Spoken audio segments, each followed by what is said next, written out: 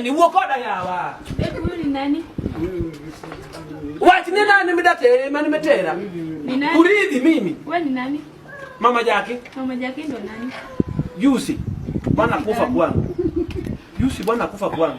So unatakaje? Ridhi.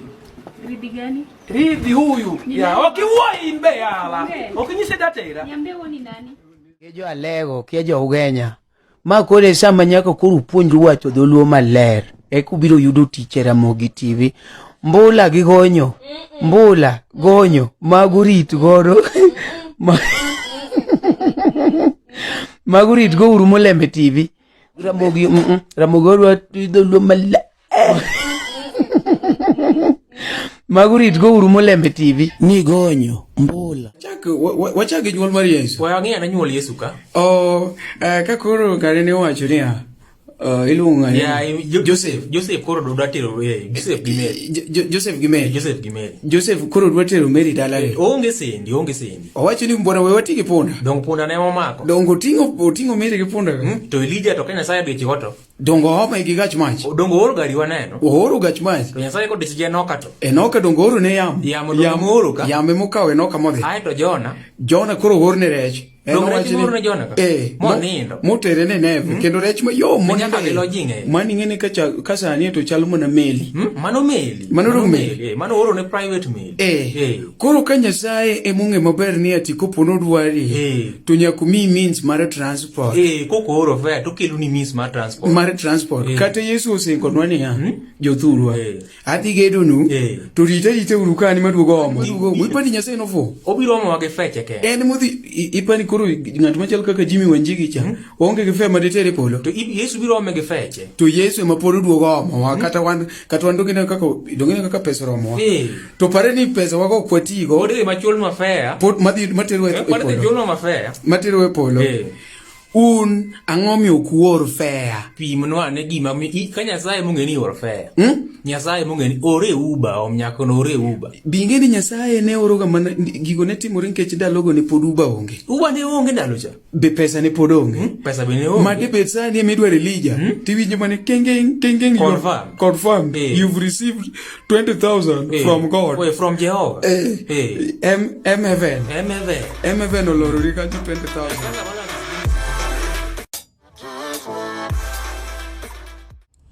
Alright, nyakora mogi ng'ata ma osebiro ka endi waduoko ni erokamano maduong' ahinya ma endi en chenro mapile kaka ung'eyo the Super Sato, and I'm telling you this show is very super. It is very super as the name suggests, because today we have a celebrity in the house.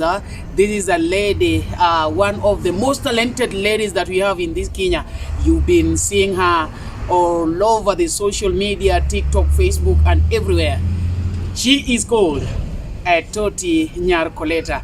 Ang'eni jok mawinjo dhowa ni endi ma nyako makoro osetungo piny ni endi omako tunge piny mopogore unene ojaketo ga TikTok gi black and white nogoga challenges kaka ng'amono dwanyo ma yawa to kiwuoya waridhi mano maramata ochako goga josiaya makendo koresa kidwa yudo tije Ramogi TV nyaki iwuo gi dholuo maler. An kode in the house wadwa ng'eyo story mare, nochako nang'o, ere kaka nochope TikTok nyaka koro kumochope ni endi. Come with me. We have Atoti Nyacolleta in the house. Hey, mano introduction ya. Introduction no inga. Atoti Nyacolleta. Kwanza, morning. Oh, it is night. Yeah, afternoon. Good afternoon. English chaja no. English nwatimo ni ya. English japuonjwa mar English ne ng'ama miyo. Koro kaluore gi gik moko mineno uzozan mag ot ne gidhi gichwanyore gi chwore. Koro nochuno ni chwore nyaka ne riembi nikech nunya sen. Tano kine ka yawo moto. Koro kose riembi japuonj to. Dongo dhi koro onge ng'ama nopuonjo English. Koro nopuonjo kende. Otherwise, how are you? I'm fine. What is your real name? You know, we only know you to be Atoti Nyacolleta. Though nipoka oru ni pesa, but what is your original name? adier nying no to nego nyiew. Can you see real name tichula matin? M-Pesa number don't mean godo. An gi namba mar TikTok. Kora ke kata en be mar M-Pesa. En M-Pesa. Ingeni nyaneno ngato ka samoro oketo gik moko e status ini pani mane namba ne mar M-Pesa. Man samoro mana namba status. An gi namba chiel chakre nyuola. Okay. Nyaka jomo tho. Jomo tho duokuru namba lakini jomoko be teo marach. Ni ngato ninde muchari gi namba ni? Anyinga Christine Gloria Adhiambo Otuoma. Christine Gloria Adhiambo Otuoma. Yes. Well, Nyacolleta is my mom. Yes. And Otuoma because yes na samoro ngato nenwa ka owacho ni yawa nyako ni makange oto koro TikTok agolo pile. Who is Otuoma? Is it Dan? Is it your better half? Better half, yeah. Otuoma is my late dad. Late dad. Yeah. Oh, okay. Koro, Otuoma is my dad, Nyacolleta is my mom. So currently I only have one parent.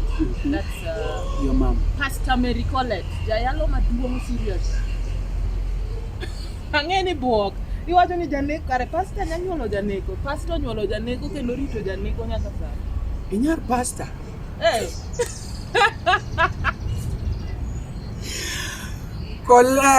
Atoti Nyacolleta miwinjo no pastor. Koro ma anyar pastor. Apenji tangu muno timo ubi injili. Momi we mo mate bi TikTok. Adwa penji niya. Dong wayale TikTok. Oh yeah. So in fact no. Thank you very much for bringing me back to the line. Ngeni chalga gi mana we to line matin ke kawacho ni TikTok. Ngeni we anisi gimoro MC Omari. Yeah. We are being mistaken in this world. Yeah. Ni kiero kimiel kata kiero timo vituko gi. To koro ni warruok yongego. Owara kendo an ja worship maduong serious. Kama worship dhano kende nyachamo te. To kama to ingeni wende momielo gi be mana era ma dung Nyasaye ni mutweyo era yawa ma gikawogi yawa. Enya worship. Mother worship dangi pim gi mineno ga area kae invite gini lemo koro wapejane koro amajin koro Nyacolleta ne kanisa koro ni wewe ok mar nungo kanisa nigi miende to nigi kanisa kwanza kiwero ni wewe timiela ngoa ni wewe ni worship song praise eminya mielo idwa mielo worship song domina gigi kia nyaka no ngato bedo associated gi timbe motimo kuri ngeni an always this way kuri ngeni ji imagine ka koro an pastor kata ne kanisa sewara no luonga ne kwanza we anisi ineno jo matimo timbe miwacho gine magi miyo kanisa bedo live yes go the kanisa to kanisa is lively because of the life that is giving to people. Let me just cut you short. Cannot be boring one. Sani ngi followers over 30. Over 30. Akiani odonde 32 mano is in TikTok. Actually TikTok adonde sa corona engage ne and stress bana we are bara mangye. Corona ingeni omes in fact TikTok entertainment social media has helped people. Yes. Because corona chado biro ka onge gimachalo TikTok apani weirdo much. No, just tell me briefly. You've come to directly to your story. Yeah. In fact, that is where I was heading to. This TikTok thing. Biro ni mana sa corona ni ende. TikTok adonde sa corona. Because there is a time mane antiere guy birthday moro kasto a cousin of mine. Emane noka aneno ga ko keto gik moko status. Ingeni at first nakiaga kata ni videos gi aga kanye. Aneno ga to keto gima funny Facebook rato ni gimi akanye anakiaga nangeni social media wan mana gi WhatsApp, gi Facebook, gi Instagram, gi YouTube. TikTok ko kangeyo ni kare gik makwayo ga gini orna gi. Karanya donje ma loss kenda. You understand?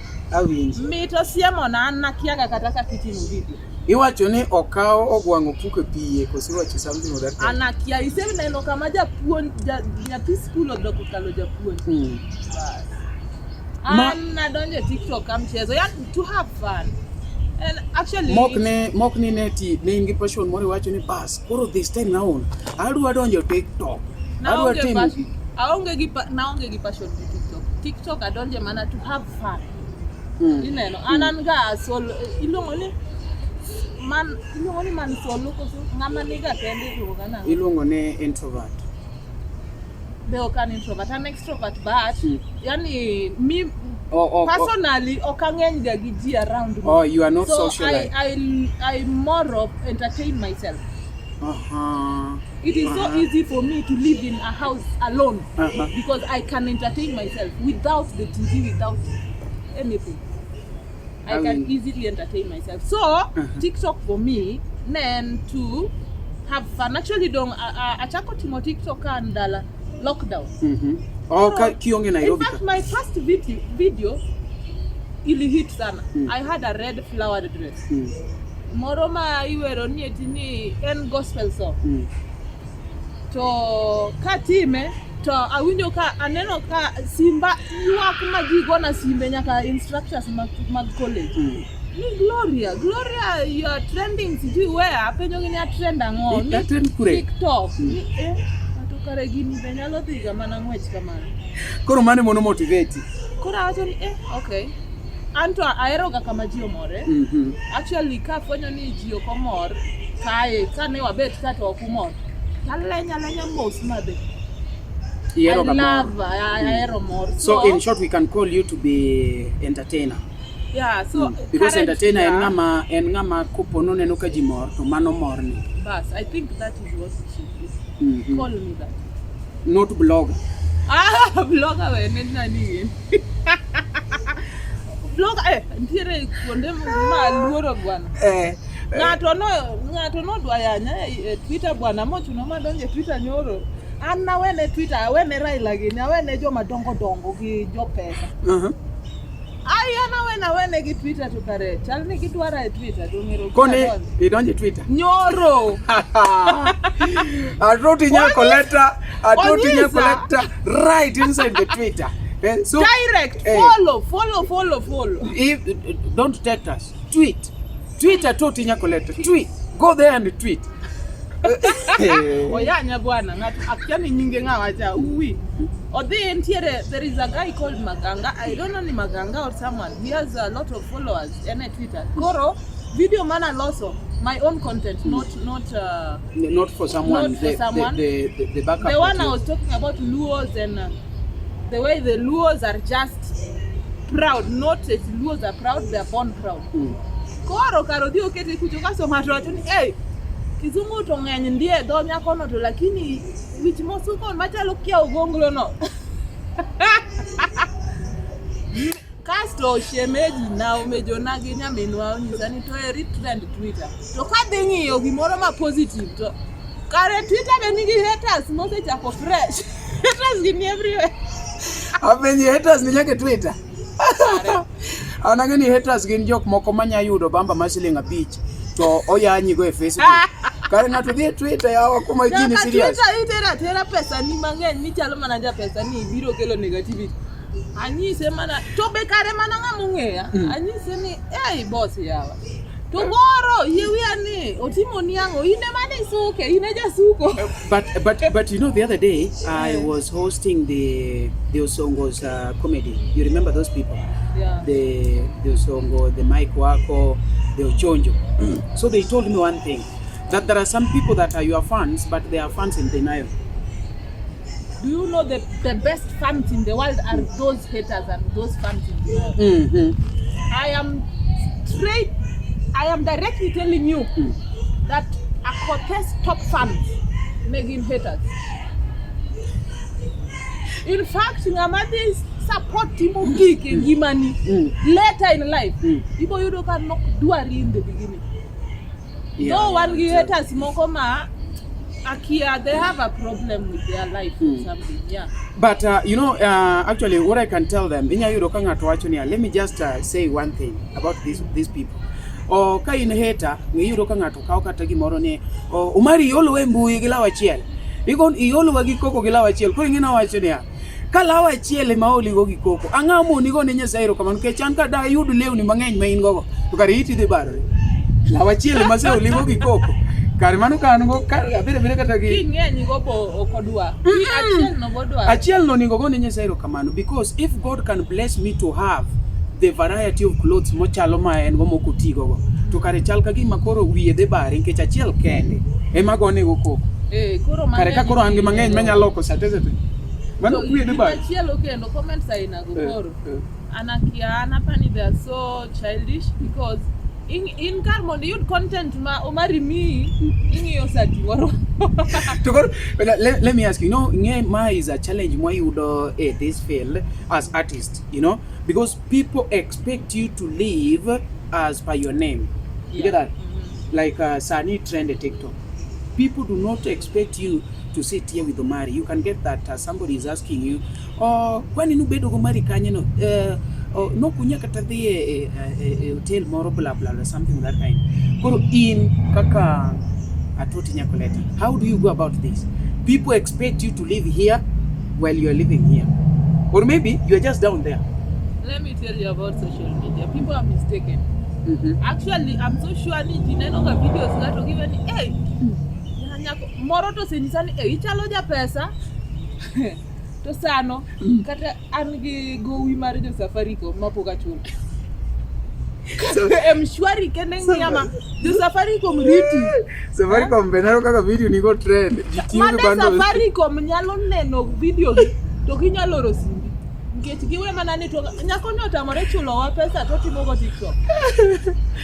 Let me tell you, social media wan gik mang'eny. Maybe ka mana lawi moro minuoyo ga pilecha itiyo godo to simu bo chako konyia simu be konyo ji ochako nga mari no be bukiga Iti kato gini ne ber koro ininge koro wacho ni okay koro in short wacho ni Omari mi janeno gacha bet ber koro makawuoni neno ne chalo rech mawa Omari maneno pilecha chala kado top layer maneno ga makawuoni chalo domba buru to ngeni jo filter onego chuli itiyo gi gino molowa onegi land negi koro okay in short abu bedo brand ambassador ma jo filter. Yes, they should give you that. Chalo gi prophet ingeni sani osetiyo gi inge prophet comedy. Yeah. En osetiyo gi gimoro mabanjo sura cha distort. No wuok ne makoro jomoko pakata ne jama cha. Ni onyuole kamano to ng'ane ya obanje. La winjo ka ng'ato banje nyaka dende tindo banjo chung mana ne. Na winjo ka ng'ato kone ne yama gini setiyo go ma wan koro wapa man nonyuoli kamo. To in bende itiyo ga gi black and white. No linga ingeni koro wachichi ni maybe aningeni aero ga wacho adier aninge kana ne nikiketo ga black and white koro nangeni maybe suchi ne problem moro koro temo pande black and white but tani tana ka insawa koro what is the secret? Because black and white cha okawo mbis maten koro miyo video trend. No. Just like dongaya congratulate ni itiyo ga no filter ni jogo nego mi ma ambo nego mi teach jo black and white wane jo black ani sigi moro keep the profile na in my album TikTok or Facebook or anywhere yo katiyo gi black and white all my life, but I love black and white. There is just something about black and white. Actually ntire jo mapenja inbox or anywhere kwa comment section how do you do it which means osero how this thing looks odwaro ni ambo chak timoga. The secret behind black and white is this. When you have a background that is not so pleasing to you, tidwa ni team TikTok ni sani okidwa choro that time. So when you do black and white, ntie kako umo some background ma maybe okniero. Maybe dal. Kata anda no chunkae. Tingeni anda ka black and white. Koro ngato nyawe ni en kitamba ma iwe mesa. Iwacho karanda no maparo. Most of your videos ingena follow iga dongina noga abedo ga live. Most of your videos mano is one of the topics maji page ga ni wacho ni no kurwa kana. Kona kamera. Kumobere ni to yin yana. Atoti Nyacolleta wacho ga TikTok ne ero kwero ganda. So my question, kuma bene ntro ilo. Okay, kama wabede ni Kikiriambe. Ayero Nyasaye. Ase nyisini an worship ado. Arwako rata. Ninya koro mogi ngama nena kachacha endo ma endi luongo ne one on one super Sato kawuono an gi Atoti Nyacolleta. Atoti Nyacolleta kako ng'eyo, this is a serious lady, a talented lady. Osekonwa kacha history ne kaka nodonjo e TikTok. It was not such a big deal. It was just as simple as she has narrated. If you were not there in the beginning, then I believe that maybe you'll replay this video, then you get the story of Atoti Nyacolleta, how she began and now a celebrity, you know, one of the people that maybe if you come to Nairobi town, then you have to meet. If not, they know very well that there is nobody that you've come across. Now, I want to put it officially, ne Atoti Nyacolleta to kawuono biro ira gianda. Were you afraid of me or something? I said it very clearly. Ma the first video maranda. The first video maranda ne atimocho. Anu wachanda ne okuni okarwake ni ntiere ni adwaro luaro kampuni maranda. An gi anda prangwen ga bich kamine na bideka. To ang'o mi okirwak gi? Ok mane penj oknie ni onge ga penj ni ang'o mi okirwak ga anda. Koso idwa tero ti Jerusalem. Arwako anda sama dwaro rwako anda. Ok every time. Yeah, we are pim me again, yeah. Kian kase rwako long. Achaka rwaka anda. Jodala to chako medo gi baika. Ngato koro liet chamo ma impossible. Anisi kise rwako long to you are in a okay, kase rwako long ni to aonge gi mambo mar nyirika. Ndo ngoni? Dulu wacho ni biedwe. Biedwe. Ka onge godo, tarwako long. Adwaro anda timo nade. Arwako long matwe nyaka tol mar sweatpant. Anda ni konya ng'owa. Aya aonge kata ano kadhi kamoro kama ji lonyore ma ang ni ji kongo lonyo long. To yini lonyo long ti dong bolingo. Direct. Onge kata anda. An kuonde go boka dhi be oka swim. Akia kata swim. Okay, swim to pesa really mimbele. Will you not go for swimming? Yes, swimming ta luoro nkech. Okay, I first started time manadi Mombasa and I was in a very fast learner. That same day my sister no puonja swimming a swimming pool. I was swimming and I swim ginya tine kubeting here. Na toni to karanya bet rech. Shida na chiel. Ajaka duogo luoro pisa ma a friend of mine win ya chiel. Manotho Makupa Bridge. Yeah. Mano, yeah. Oh, that lady. My that, best friend. I loved her so much. Sorry. It was so painful. When you have a close friend, Nyakono na you are going impossibly to chakred tano aluro pimaraj. But okay, ena chunyi ni lure, but not that ni okenya swim totally. Maybe swimming pool I will, but the ocean okaero mana to go by the shores, sand and all that. Because I've seen people die. Okay. I've seen water is not something good you should play with. Don't nyocha na winyo ni nyithindo moko goma na picha kaka jiero goyo ni social life. To nyiriario luare pi. Nyoro kae si nimeambiwa hivyo. Yeah. So I don't like people joking with water. It is so painful. Mana kamano maendi mwago mpaka kawuono iluongo ni Atoti Nyacolleta osiep na marach.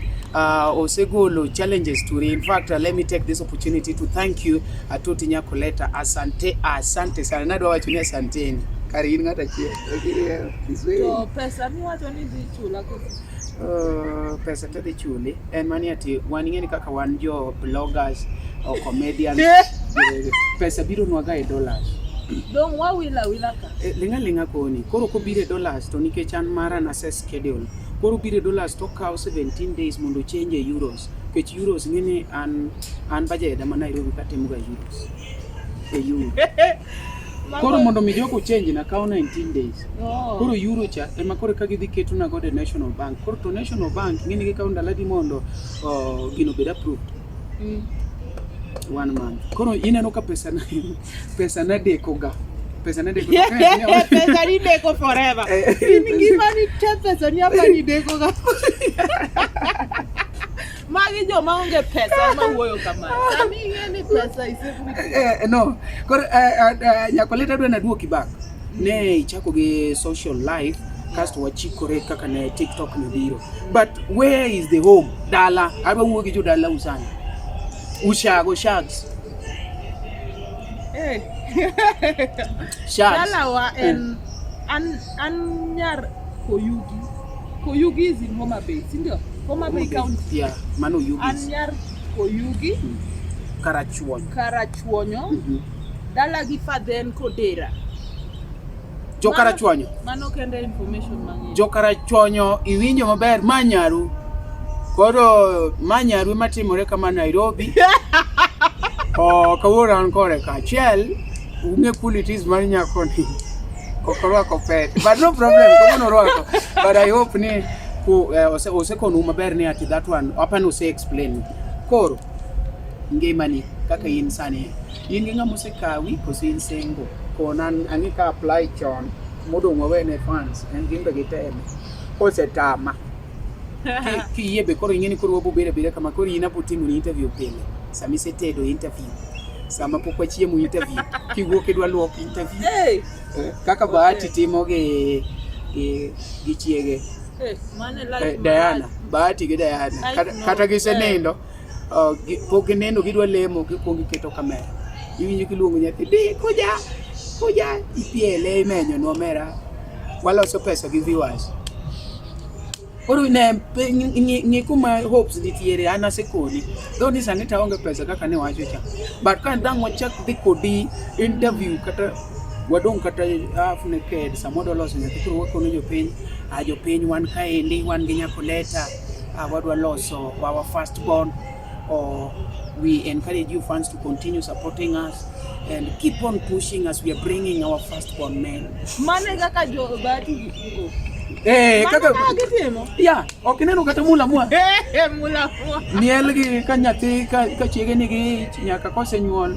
Bori ng'e gima duogo timore marach ka koro gikethre. Wach kethruok no an kwanza timbe uketo ni kudonje TikTok to nyaka ibed gi TikTok girlfriend. Ka weru to chuno ni delete video oka delete an kata wakethore to ka delete love sigo aditi goma imidhi atia kumidhi ne utimo TikTok gi nyako kasu chwanyoru ti delete gi oka go bundles na matiyo bundles na delete ine mana se delete ngimana but TikTok video to korare bana samori yodoka love smag video no se choponi kia 50,000 idwa delete 50k koro ka comments negative nuweru situlisema mtaachana. Yeah, I don't like when couples do one thing like me it starts from very far like me and Japuan to Wapunjo go the same school. I don't like that kind of relationship.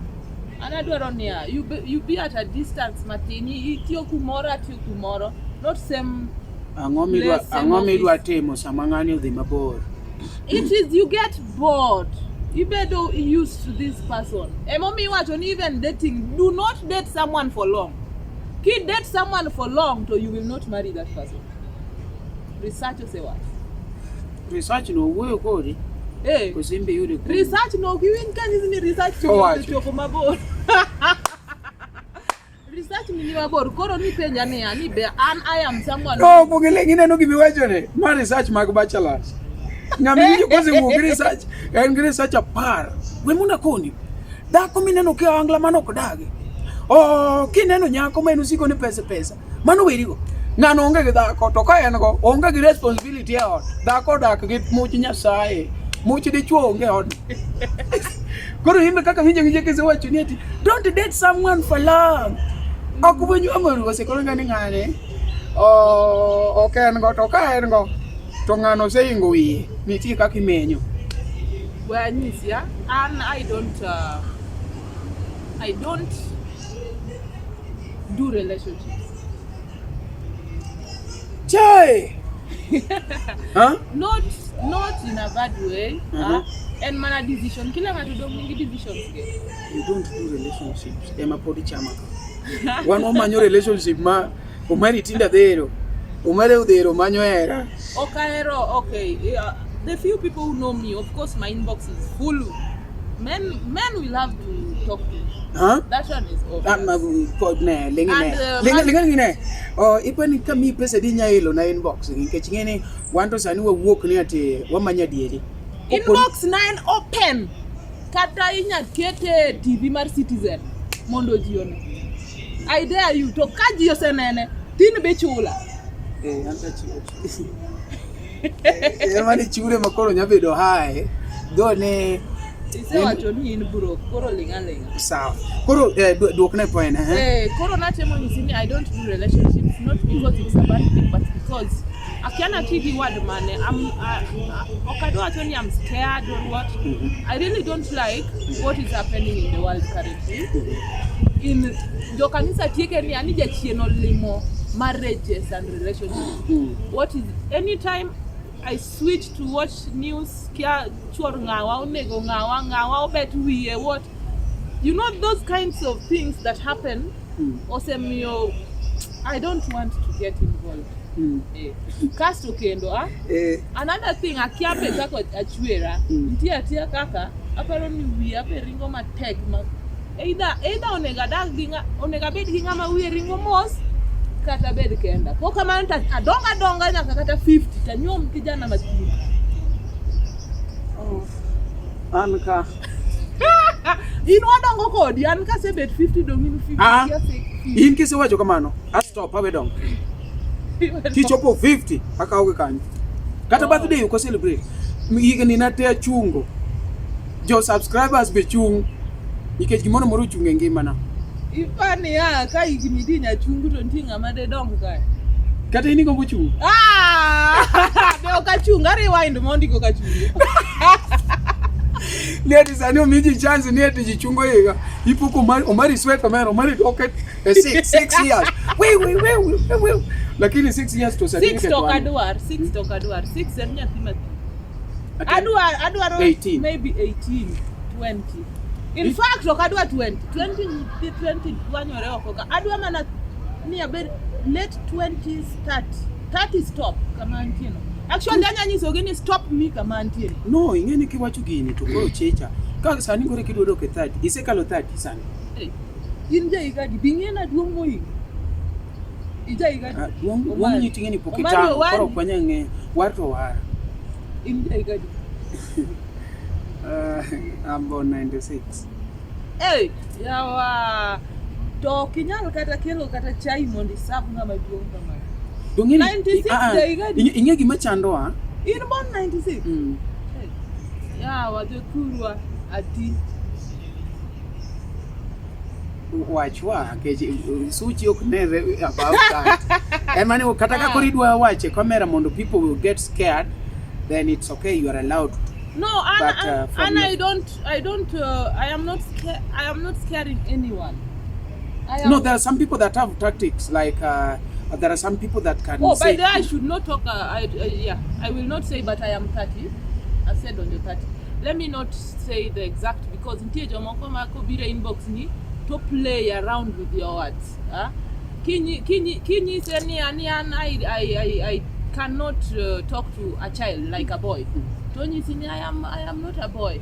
Aduong ma. To penji obo tiogi omedo age embele maricha mondo nyisi ni anyway be oknyal kono kech anto sani anya mana dak gi kwa rumoti.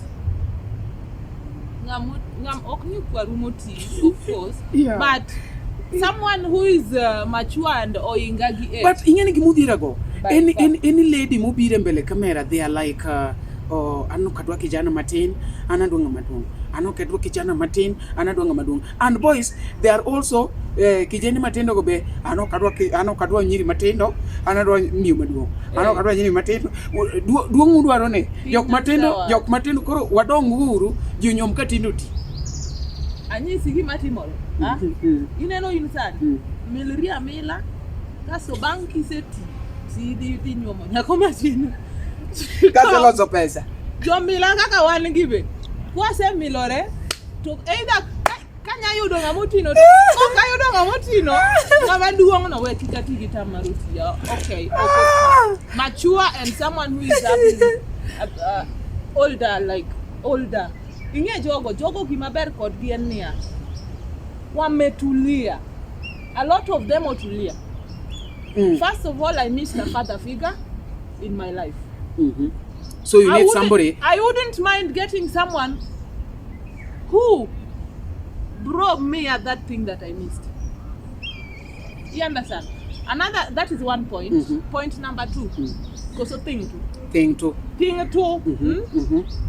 Ngat ni ok bi laure maybe ose oloko bi laure gi nyiri e bata kaso ango mi ago stress. You understand? Osetieko chodo kano chodo to osetieko chodo makopo ni kodo chodo to mano ire mano tiende no kwani. Number 3 Thing 3 Omari. Ana ngatma okay anna kiana nyalo donjo social media matim kama ya. But now you are. I am here and tell me call luongi maybe luongi by force or something but maybe nyasaye manondi kona. Yeah. Now in Eyekae I have to watch myself. Sani kwanza gimone nyisa ni amageta ngoni yawa. TikTok ni dimi o kanyang kata timo gik moko yawa. Ntie maybe idwa kata timo gimoro something is out of bounds. Jokoro. Angot tiang jo Kenya ni. It's a very public figure. Koro, everyone needs. It is scary. So okase bedo etia search kanga dangi wati ni kianga wageni but I see it ni kama kakaro kotin ni to handling a technique Koro ditu no na donjo adok mane kanisa abidok Koro in short wagol notice mawacho ni ya jochode moseol biuru wadage kech mane gimutemo wacho kiwacho ni osemengulu gi nyiri moro wame mano is just a polite way mar wacho ni jachode mose retire kore dhi cham kode aeri jachode mose retire wacho ni ya nga mose ol gi dating ngat mose ol gi dating yani wanaume unemuketho jini kata sawa nyiri bokethe but ukethe moloyo how yawa mwana inisene no amani ma a woman can survive a relationship yot sana mondo wadak kodita alingmo nikech ase yudi unto nyaka amudhi oko donge nikech uno losu nikech wan uno losu gi wan emomiyo winjo ka an man but in woman nyaka ikaw man na chakore kibedo yin koro what does it have to do with the mano nyiso ni ya one bathwa moko ni kuomu so we have to come for them kech kata kiwacho ni Adam ne kanyo kende momedore mondo los Adam koro idwa kwanyo kata lenga mantie kuom kata gimudhi ga e dwe ka dwe iluongo ni menstruation ok wi menstruation gino biro nikech wan menstruation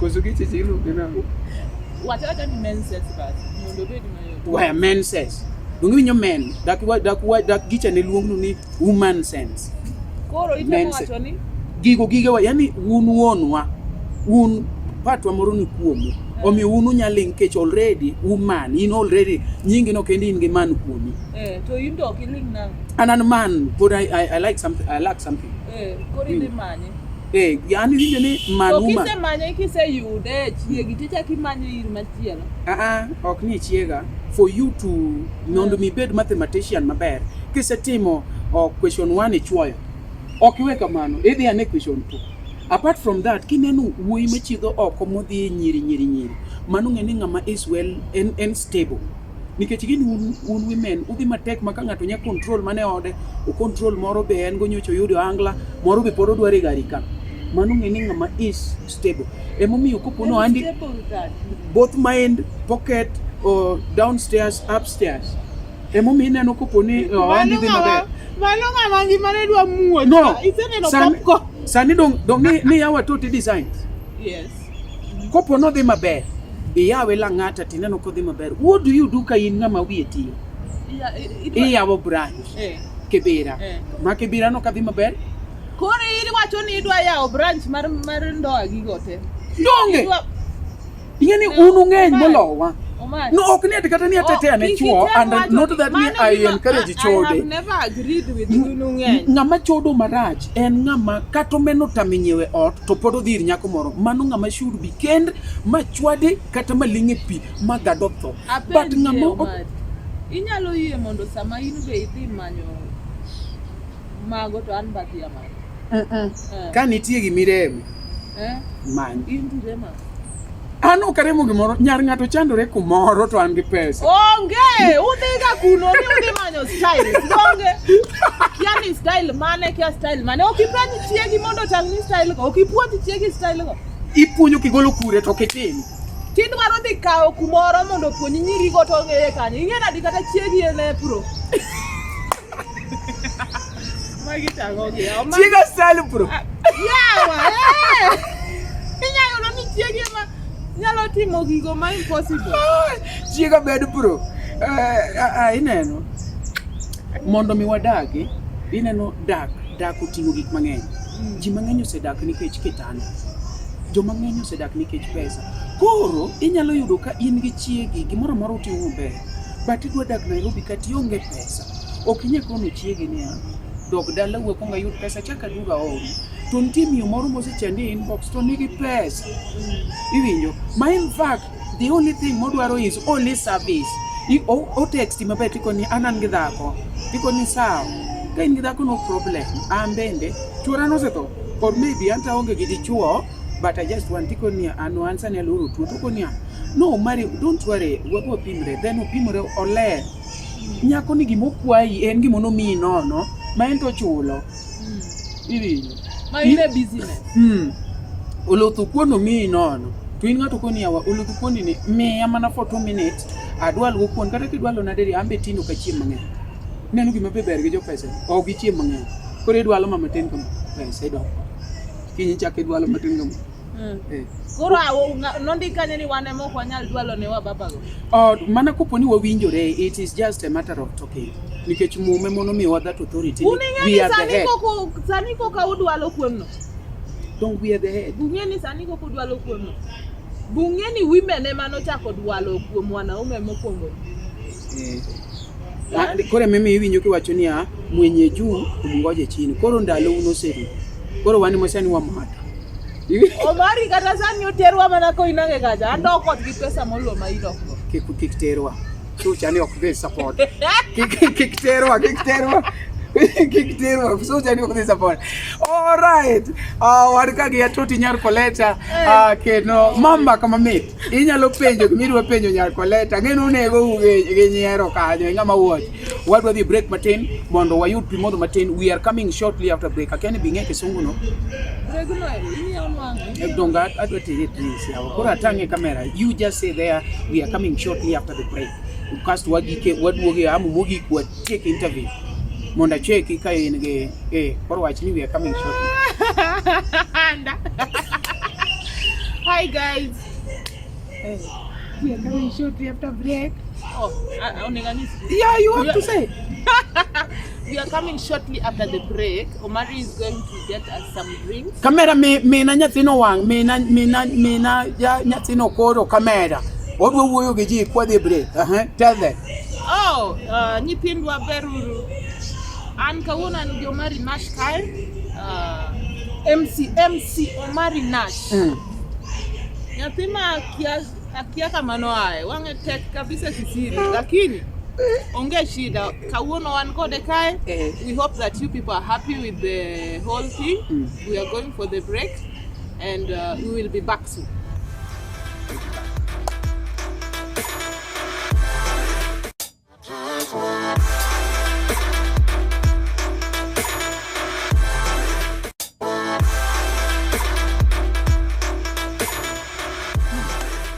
Barabara kabisa. Tumerudi tena kwa hamu la pili.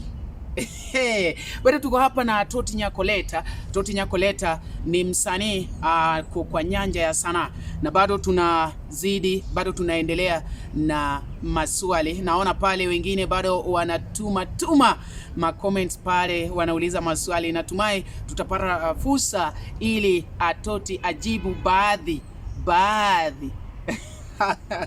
sio zote lakini baadhi. Hata kama hatuja respond, don't worry.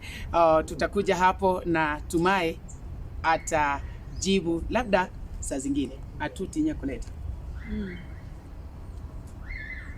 Iduo kio langoti more sabre kumaten. Arito soda no mao. Ena jio seru. Enotieno. Tingeni koro onge kumadang wadhi sani. Ngeni gini nwakete gutieno kama nkech imbi ngamo de. Koro tieno kama mwayudo chance. Dungi wingi. Koro ngeni sani dukni mang'eny uselongo. But next time we shall meet during the day. Wabo timo gimoro. Koro adwa ni watiek mapiyo nkech ane oka sauce de sana. Kona ji awinjo kopenjo wach wi ni wacho ni suko gige watch. Chak na gi wich. Suko wiya gi watch, suko gi tondo watch. Mage tondo watch. Kaso ni wacho ni nitie ndalo mini twengo gi ketenge. Kona style bebiro niga leg. Ana winjo ne thumbiro niga ji leg to but suko ni ma biro ga leg.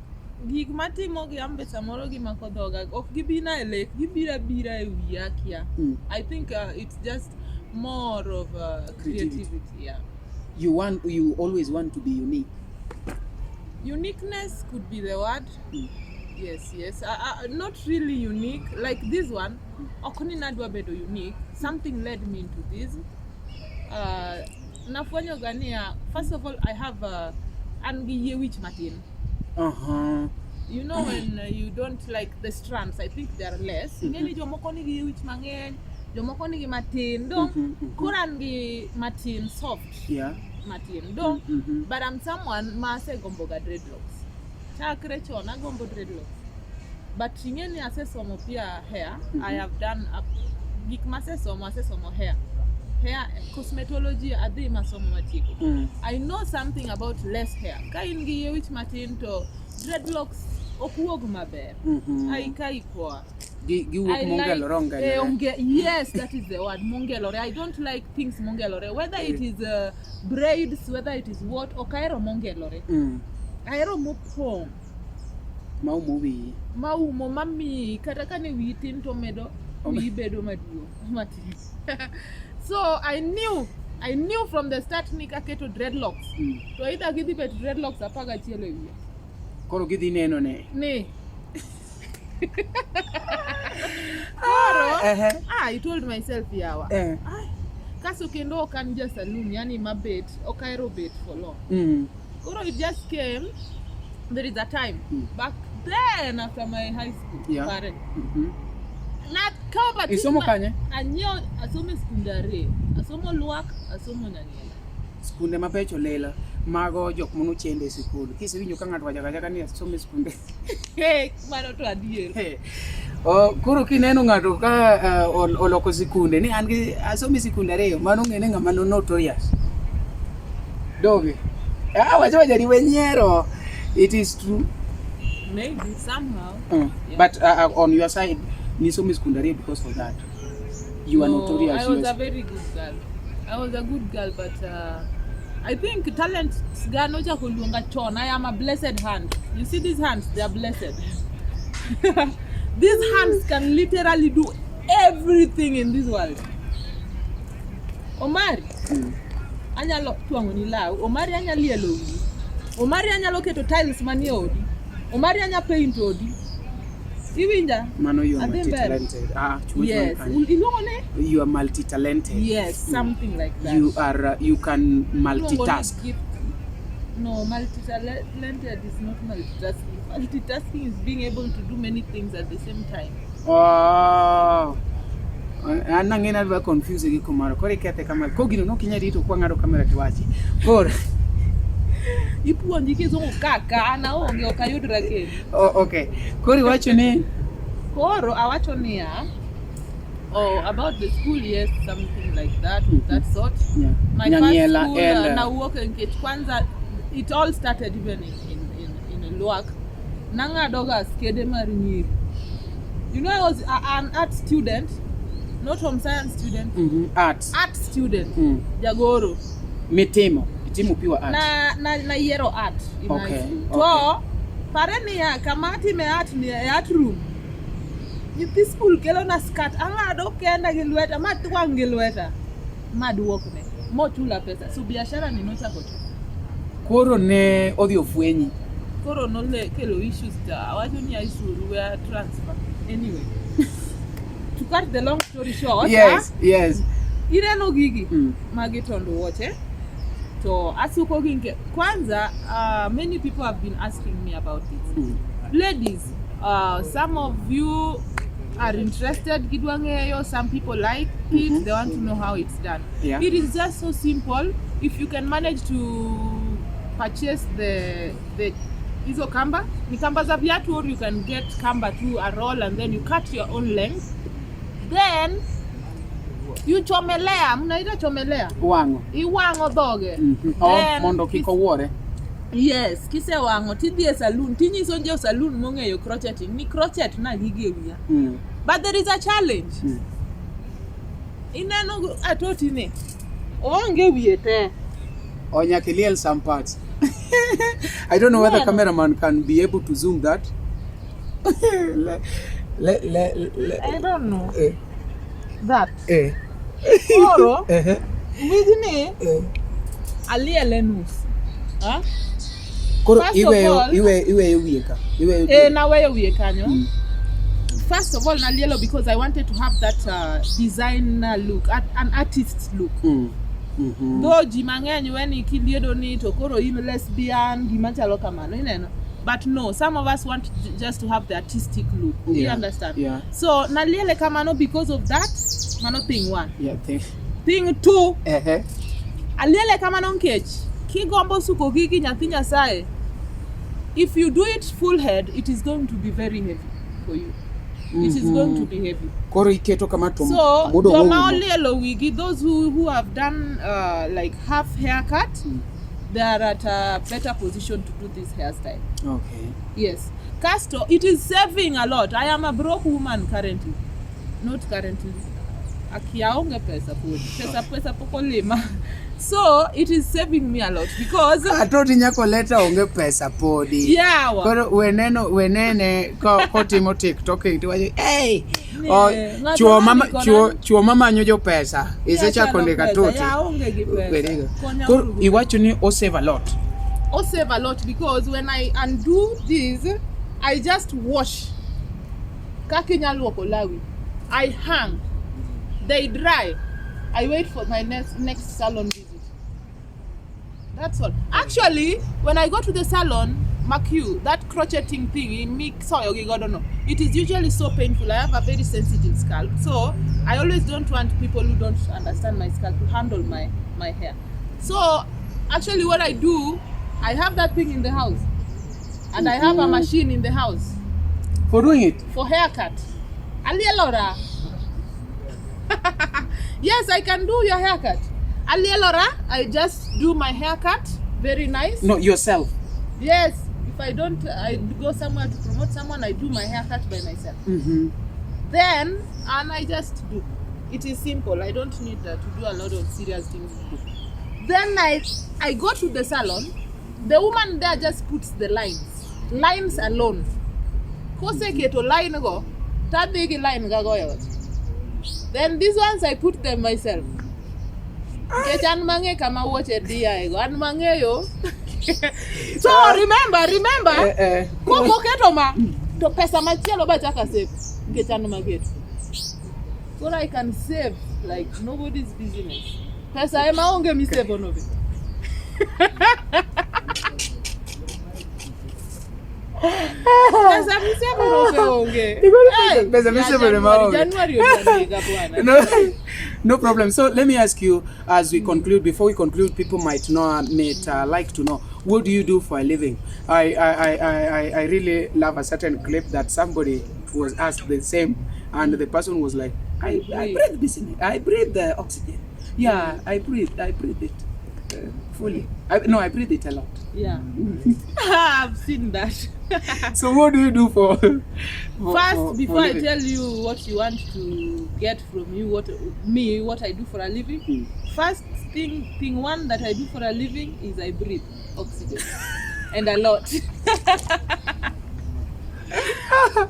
two, thing three, thing four, thing five, evil. I am a fashion designer. Okay. And I'm also a cosmetologist. And then you can understand. Okay, I went to beauty school and hair. That was therapy. back then. Yeah, back then.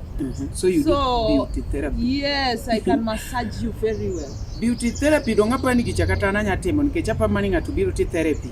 Beauty therapy. Don't I get therapy, no, but I can therapy. You can therapy. Okay. I get therapy. Style me no, maybe not you, but beauty therapy more and professional one. Okay. Anyway, I've done that. You do the manicure, the pedicure. Yeah, those ones I can do them. But currently, I'm practicing more of. When you are in this field, you get to specialize. Ongenga ma work ga cast all the otimo everything. Though I am capable of doing, but ibo yuda ka, you are starting to specialize on some area. You get someone did this hair and beauty stuff. Cast outside there, they go and decide I am specializing in weaving or I'm specializing in massage, facials, they specialize. I'm now getting you now. Yes, they don't have to do everything. If you do everything, it is so difficult. All right. You have to specialize. All right. Anyway, Antogi hero that I have specialized in is haircuts. Little mubabas.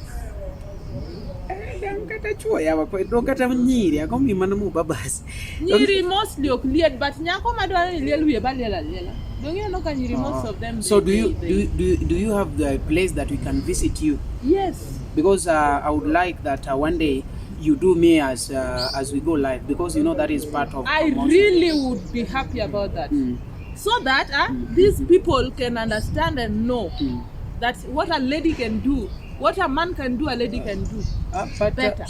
No, the thing is this. Thing one, these people sometimes when they visit a barber shop, and I am so happy and glad to see ladies doing haircuts so much.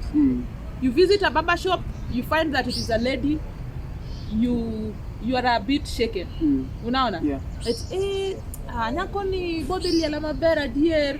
They have associated the haircut with the men. With the men. Yeah. The same thing used to happen with our nails. Nowadays, men are the ones making our nails. Kendo you look at mamas, they go and what they want ladies. They want the guys to do their nails. And they want the guys to do their massage. Wa mama okokae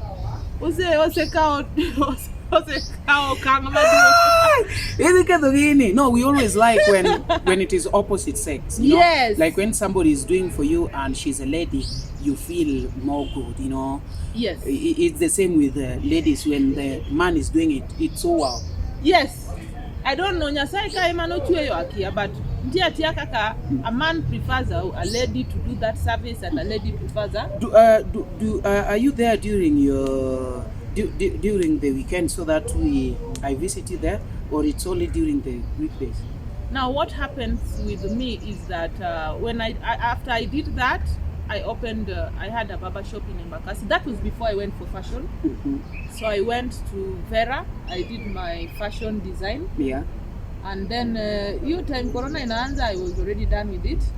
Then I practice it in my house. Like now, because I'm a social media person, you just give me what you want. I like posting stuff.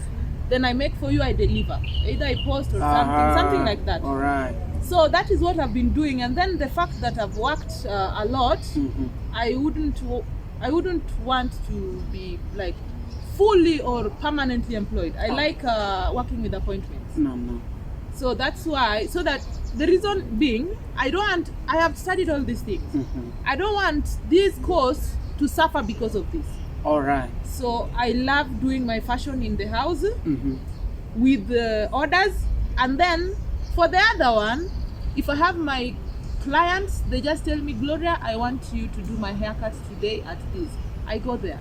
Oh, so Yes. how do they get you? Do you put, is your number public or maybe just through your social media handles? Because there are some people that if you want them, maybe you just inbox him or her through the WhatsApp, not WhatsApp, because WhatsApp I know you must have their contact. I mean maybe using your TikTok handle, Facebook or the rest. So is your number public or they use your social media handles? Now, social media is better. I've been using that. Now, the you know, whether they use social media or whatever, they will still have to call me. Okay? Now, this is what I always do.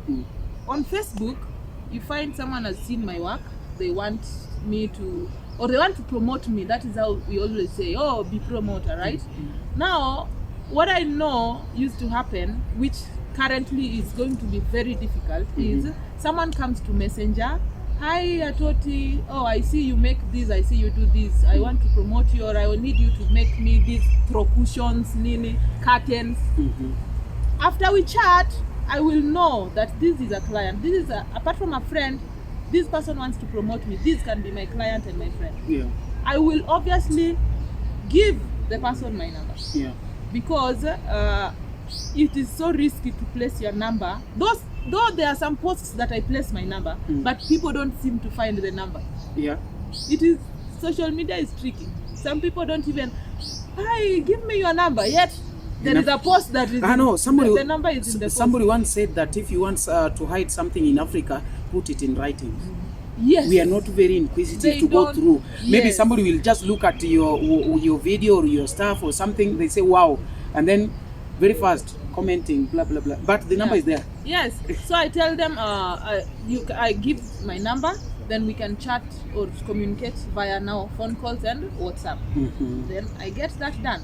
But now, currently, because of this social media issue, I've had like my friend wherever is full, people following me on Facebook. It's a good number, of course. And then I had an issue with my Facebook. My guys, I'm sorry, those people who followed me in my first account, I'm going to solve it very soon, then I'll be back. They've missed me from November. Oh, Something happened, someone unlocked me, yet I forgot the password.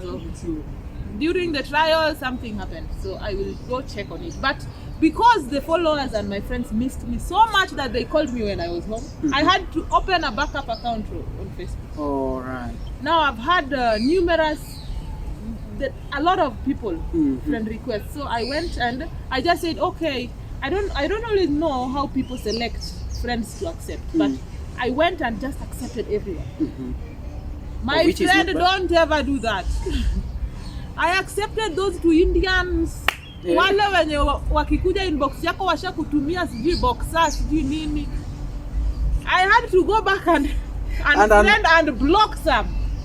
That is so bad. That is so bad. That is a misuse of social media. That is why I always say, if Messenger, you can behave that way.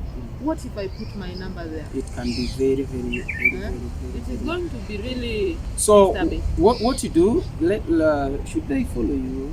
They can follow me, you can still communicate via Messenger, but there is an advert. I always, in every advert that I do, of what I do, I always put my number. Though, even currently what I do, I just tell you, come to my inbox. If it is Messenger, if it is TikTok, just tell me what you want us to do. Atoti Nyacolleta. TikTok. Is it? Twitter. Atoti Nyacolleta. Facebook. Everywhere. I'm Atoti Nyacolleta. Everywhere. Even WhatsApp. Metide yude polo kaka riluongi mana chupa na nyier. Iribeda chupa. Nyasani hapa nikatae no sege nini. Biyo wili nyinga za. Ongeni ma Atoti Nyacolleta. Kori ngene kare gima advantage en ka koro tho ni romo to ketho. Kare chieno oro manya nyingi okoyude. Okoyud ng'ano kech ng'ani no penjo wan wang'e Atoti Nyacolleta. Atoti Nyacolleta to no koro na ka. Meanwhile, wago erokamano ahinya ne jok mono watch. Okikonwa kaka itimo ga gicha. Video, aning'e nane ni video mar Amata. Ridhi. Ere kaka itimo ga gika itimo kendi koso in gi group makonyi timo shoot? No, I do it by myself. You have a camera stand tripod? No. Then how? Iteno go kombe. Nyaka ukombe kidwa teno go tina ateno nyaka give anyaka teno gi law or get anything. Let me tell you something that I do. And it could help those people who still cannot afford the, how do we call this? The tripod. The tripod stand. Tripod stand. Okay. Yes, if you cannot afford it, don't worry. I got you. Now get it.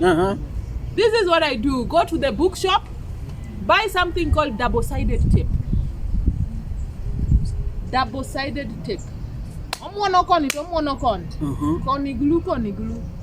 So you just put at the back of your phone, then you take it and stick it maybe on a wall or on the window, wherever you want it. Then no one has to stand there to hold it for you. The wall is holding it for you. That's so great. Yes, so you just do your thing. That is so great. Koro, double-sided tape is your option for those people who are not having the tripod stand. Broke people like broke people like wando sane koro wangi company. Ngine no kamera chamwe. Aneno kamera ginangu. But no chaka kama no no kwangeo double-sided tape. But for you who maybe is having the passion for this and you don't have the tripod stand or tripod stand, that is the way to go. Koro ere video mamori ahinya adwa keto samwe tieko gi jogi. Video mamori ahinya yani monitimo ne challenge manegi or one of your videos makineno kama yani ti video moro makata imbe kineno to ichake nyier. Video ga mang'eny ka neno ta nyiero. Kaka mane. Anyiero gi ga mang'eny. Kaka mane timo latest monega and mana wacho ni jor fair. Yani yo mekwano na go to my wall, check fair. This guy is crazy. You're fair. Kokinyalo kete WhatsApp. Post mana fair ni. I've seen a lady ameandika hivyo. Fair ni post. Fair chi. Koro kiki comment ni ati ni nyako no be ex na. In your ex but under and feature. I'm so grateful. I'm doing grade akapukotiko. How when you watch me, how do you grade me? Am I really going somewhere, or maybe there is something that you feel, Omari, you should change on this, you know? What I can say, I think you're not even, you are there already. Maybe a bit of, maybe, I don't know, just like I was telling you, you see Jeff Koinange? Yeah. I would prefer you do something like that. In a natural place? Jeff has done his place in some like a natural place, and then you get seats or something, then maybe it's in someone's backyard or your backyard. God will bless you. Thank you. Then when you have to interview someone, it is looking beautiful. I like outdoor compared to indoor. Yeah. Jalango does indoor, right? Yeah. Though Jalango ni mjaluo bwana. Naona. Jalango mwenyewe. King size seats bwana. Viti pekee. Hizi matumeza bwana. Jalango. Neno ko osoro bede koma mosimu. Macho kiwachi ni ati osoro bede kom. Macha komo bede kumasoro. Neno mo nyenge. Nyeni always wangiyo gima owo in Jalango. Osoro koma mo. Yeah, exactly. Osoro kama mo. In fact, mane mononi go bloggers noni. But I like Jalas. No. Jalas does a lot of When you talk of Jalas, you don't have to say that you like, because we like him. You know, when I see Jalas, me, what makes me happy with Jalas is one. First of all, Jalango. This is Atoti talking to you. I know you don't know me probably, but I know you. Jalango, mimi haki sikudanganyi. Okay, inaweza kupea kura yangu ndio, lakini siwezi taka uingie politics. Si kwa ubaya, I love you, but siwezi taka. Politics Nyacolleta. Yeah, Emgi Chuni Maber. Anaitwa. And I am imagining, you remember that guy from Mombasa, alikuwa na Jicho Pevu. Yeah, Jicho Pevu. You remember how we loved Jicho Pevu? Exactly. Jicho Pevu aliingia politics. Akamezwa. Akaharibu maneno. Alimezwa na politics. Yes. So I fear, though I don't know, you know you can never judge. Yeah. Maybe Jalas is one unique one. maybe it will never happen. But I always fear because most of these good people that get into politics, kuna tu venye wana change. I pray, Jalango, I pray that you don't change. That is your dream. I will have to support you. If I am in Nairobi, Langata, I will vote for you. Though I said I would never vote, but for you I will because of your heart. Yeah. But I pray for you and I hope that you don't change into something negative. It's also my feeling that, you know, as they said that politics is a dirty game, but we see this young generous man getting into that game. Yeah. You know, on the other side, we can say that he can go and change the game. Yes. That is if dirty. He can, yes. If he can change the dirty game and clean it. Yeah, it can be okay. Then, but if I am voting for you. In most cases, it is very difficult because there is somebody that once said, if you use a white glove to touch the mud, it is automatically that it is that mask that will come muddy, not mud becoming the glove. Glove. Yeah. So the mud cannot become glovey, but it is glove that will become muddy. Yes. So now I just hope and pray that he is one unique person who will not change. Yeah. Because of Jalas, we are here, but I'm saying that we as the upcoming, you know, we want to replace the Jalas. If you are going to the politics, then there must be some people to replace, you know, automatically, because you are going to fight for us there, and so we are also down here to maintain the pace that you started.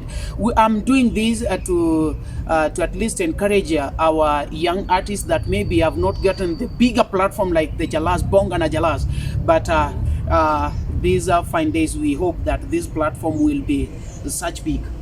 Yeah. Obvious, it will be. Yeah. So Jalas, where you are, I think this is a message to you that if you are going there, don't be dirty like others. Just go there and make it clean. I'm so grateful for those people who are watching this one. Let's make it so big. If you have not subscribed, just go to my YouTube channel right now and subscribe. MC and Marina. You follow me at Atoti Nyacolleta everywhere. On Twitter, FB, Instagram, TikTok. Oh, by the way, are you on YouTube? Yes, I am on YouTube. Oh, right. People have really given me the pressure and I had to open it just the other day. So I'm on YouTube. I'm going to start posting stuff there. I have started already. And another thing also. Thing what? Thing 5. Thing last. Thing 5, I bought a phone. Oh. I was so broke, but my phone broke when I was broke. So I had to get one. After you've recovered, you had to. Then I got something in my phone and it decided I cannot uninstall it.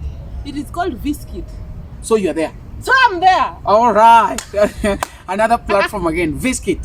So go there, Atoti Nyacolleta, Viskit, Atoti Nyacolleta, TikTok, or WhatsApp, Instagram, kilogram, milligram, everywhere. Yeah, Facebook, Legbook, Atoti Nyacolleta. We are so grateful. We love you, our fans, and let's meet next time. Same place, same time. MC Marinash, the Super Sato. And before we just leave this, you are going to say every Saturday we are live with MC Marinash. So unasema tu every Saturday tuko live na MC Marinash kuanzia saa 3, and that's how we promote one another. Yeah. Every Saturday. It's called Super Sato. Yeah, Super Sato. Super Sato. Every Saturday. With MC Marinash. Himself. Yes. Kuanzia saa 3 ya usiku. Kuanzia saa 3 ya usiku. A very funny man, this one. This one is funny. By the way, am I funny? Yeah. I don't know. Where do you get those kind of content? Actually, no. It's like when I talk to anybody, I do take more chugo and make it comedy. Like now, you've just told me that Adwarongama or say where I think of a content. Wawacha wache urunia. What do you choose the most retire? Thank you so much.